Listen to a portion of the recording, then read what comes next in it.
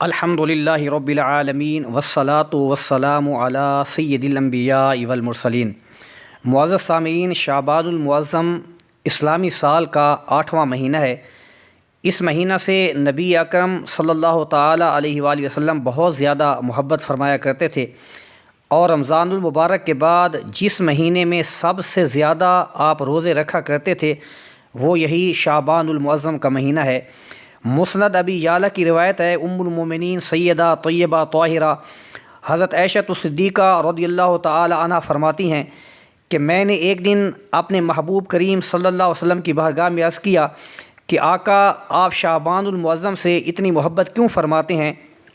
تو پیارے آقا صلی اللہ تعالی علیہ وآلہ وسلم نے جواباً ارشاد فرمایا، شعبان و شہری، کہ شعبان یہ میرا مہینہ ہے۔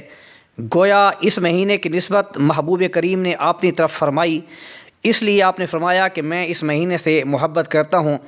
اور اس ضمن میں آپ نے شب برات کا بھی حوالہ ارشاد فرمایا کہ اس مہینے میں ایک ایسی رات بھی آتی ہے کہ جس رات نامہ اعمال رب کے حضور پیش ہوتے ہیں، اور اس رات اللہ تعالیٰ اگلے سال تک جتنے لوگوں نے پیدا ہونا ہوتا ہے یا اس دنیا سے چلے جانا ہوتا ہے، سب کے نام لکھے جاتے ہیں۔ تو آپ صلی اللہ تعالیٰ علیہ وآلہ وسلم نے ارشاد فرمایا کہ میری خواہش یہ ہے کہ جب میرے اعمال رب ذوالجلال کی بارگاہ میں پیش ہوں تو اس حال میں ہوں کہ میں اس وقت روزے کی حالت میں ہوں۔ تو ہمیں بھی چاہیے کہ اپنے محبوب کریم صلی اللہ علیہ وسلم کی اس نسبت والے مہینے سے محبت بھی کریں، اور بکثرت رب ذوالجلال کی عبادت کر کے اللہ تعالیٰ کی خوشنودی حاصل کریں اور اپنے محبوب کریم کی رضا حاصل کریں۔